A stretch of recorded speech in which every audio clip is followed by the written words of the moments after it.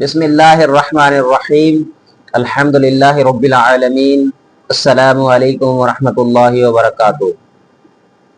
مدینہ کے راہی plate form سے doctor شہراز Ahmad آپ سے مخاطب ہوں۔ اللہ رب العزت کی بارگاہ میں دعا گو ہوں کہ خالق کائنات ہم سب کو ایمان و صحت کے ساتھ اپنے پیاروں کے ساتھ مدینہ کا راہی بنائے، آمین۔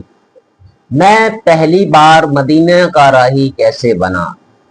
آج کی ویڈیو کا ٹاپک ہے، یہ سفر نہ صرف میرے لیے موٹیویشن تھا بلکہ میرے دیگر رفقا کے لیے بھی ایک موٹیویشن تھا۔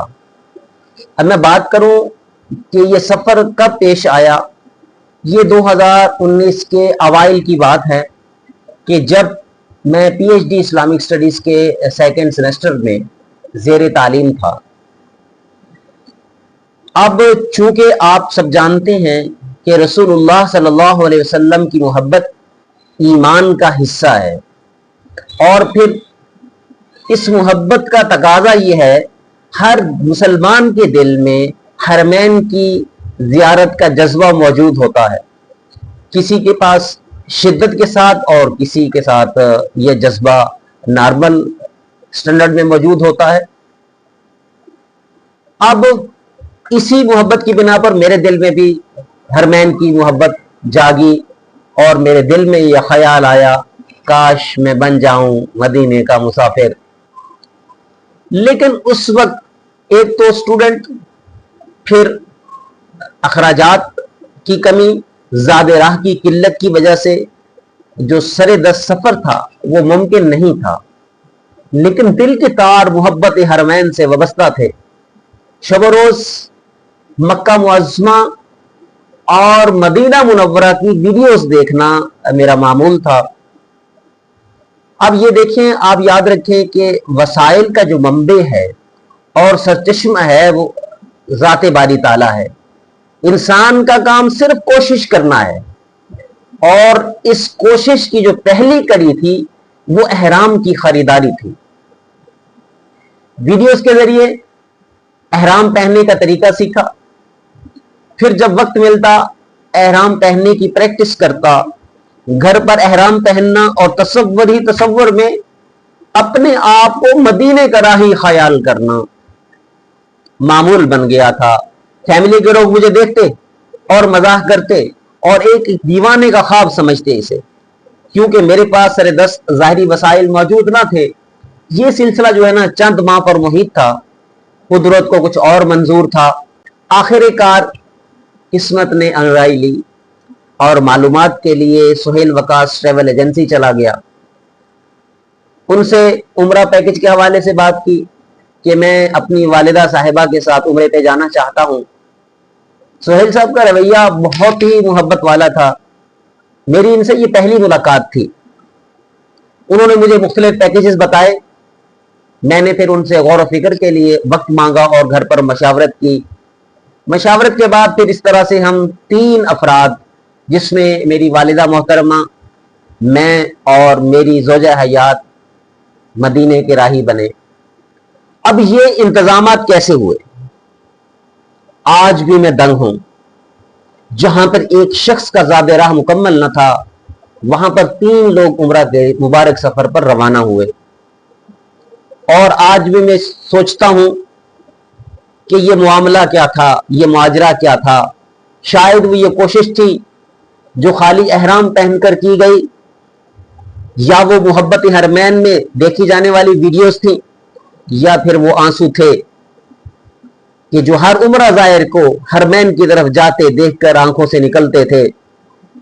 برکیف دنیا کی بہترین پرواز سعودی ایئر لائن کے ذریعے سے ہمارے مبارک سفر کا آغاز ہوا، اور ہم خیریت کے ساتھ مکہ مکرمہ کی حدود میں داخل ہو گئے۔ اور وہ منظر بھی ناقابل بیان تھا۔ جس وقت ہم نے خانہ کعبہ کو حالت احرام میں پہلی بار دیکھا، دل کی کیفیت بدل چکی تھی، جسم پر لرزہ طاری تھا۔ وہ کعبہ جس کی طرف منہ کر کے ساری زندگی نماز پڑھتے رہے، وہ آج ہماری آنکھوں کے سامنے تھا۔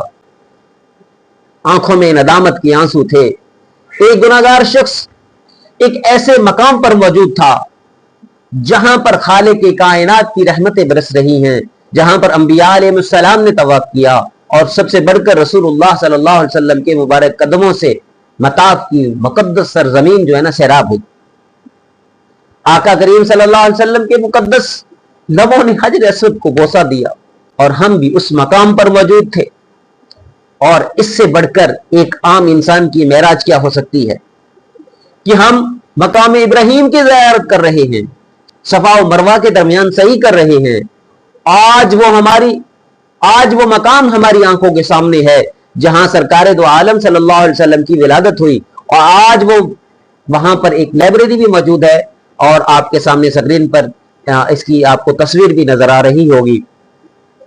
اس کے بعد مکہ کا قدیمی قبرستان جنت المالا، جس میں کثیر تعداد میں جید صحابہ، صحابیات، تابعین کی قبور موجود ہیں، خصوصاً ہماری ماں ام المومنین حضرت خدیجہ الکبریٰ رضی اللہ تعالیٰ عنہ کا مزار اقدس بھی یہاں پر موجود ہے۔ ان کے مزار پر جب حاضری ہوئی تو دل کی کیفیت بدلی ہوئی محسوس ہوئی، وہاں پر دعائیں مانگی، اور اس کے بعد پھر جبل نور کی طرف روانہ ہوئے۔ نماز مغرب باجماعت جبل نور کی چوٹی پر ادا کی، اور غار حرا کی زیارت کی۔ غار حرا میں حضور صلی اللہ علیہ وسلم پر پہلی وحی نازل ہوئی تھی۔ اس سفر میں طائف کی زیارات کا بھی موقع ملا کہ سفر طائف میں رسول اللہ صلی اللہ علیہ وسلم کے ساتھ متعدد واقعات پیش ہوئے۔ طائف سے واپسی پر کرنل المنازل میقات سے پھر ہم نے احرام باندھ کر عمرہ ادا کیا۔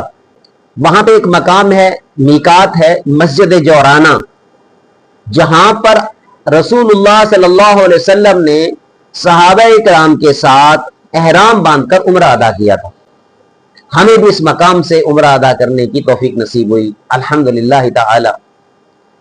اور پھر اس عمرہ کی خصوصیت یہ تھی کہ جو ہم نے مسجد جورانہ سے کیا، یہ عمرہ ہم نے رمضان کے مقدس ایام میں کیا تھا، اور پھر جس کی فضیلت یہ ہے کہ جیسے رمضان میں جو عمرہ کرتا ہے اس کی فضیلت یہ ہوتی ہے کہ یا تو حج کیا اتنا ثواب ہے، یا پھر رسول اللہ صلی اللہ علیہ وسلم کے ساتھ عمرہ کیا، اور یہ الحمدللہ ہمیں فضیلت حاصل ہوئی، سبحان اللہ۔ اب پھر میدان عرفات میں پہنچے تو رسول اللہ صلی اللہ علیہ وسلم کا خطبہ حجۃ الوداع کی یاد تازہ ہو گئی۔ اب جہاں پر صحابہ کا کثیر اجتماع ہوا تھا، اب وہیں پہ جبل رحمت بھی موجود ہے۔ جبل رحمت وہ مقام ہے جہاں پہ حضرت آدم علیہ السلام کی توبہ قبول ہوئی۔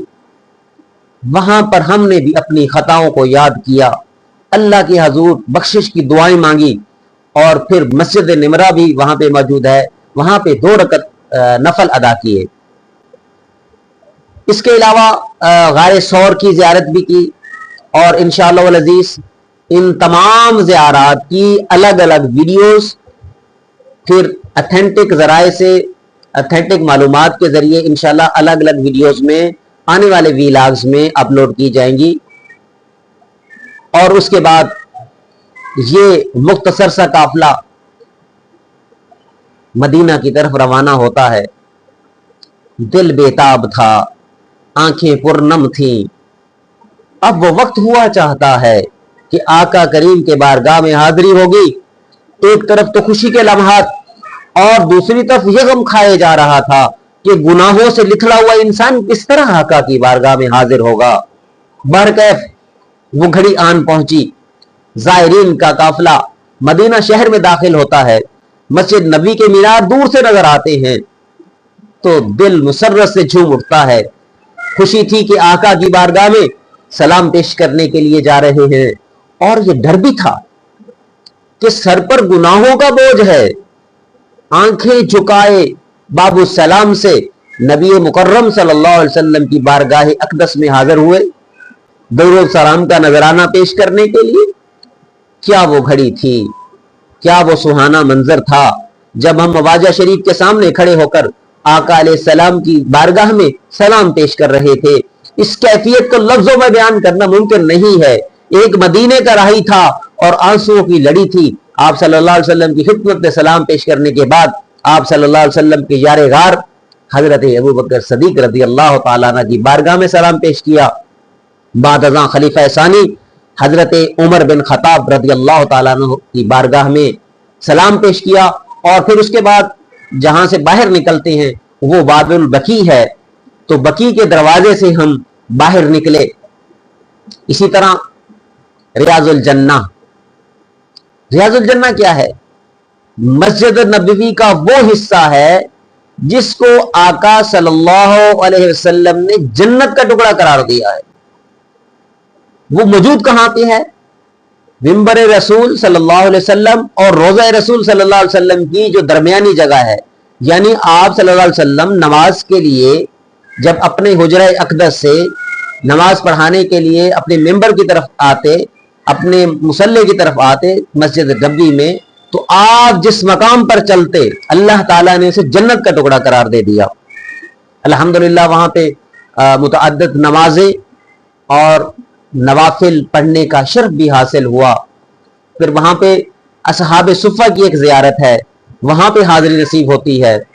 اسی طرح وہ منظر بڑا دیدنی ہوتا جب آقا علیہ السلام کے قدمین کی طرف بیٹھنے کا موقع میسر آ جاتا تو دل کی دنیا بدل جاتی.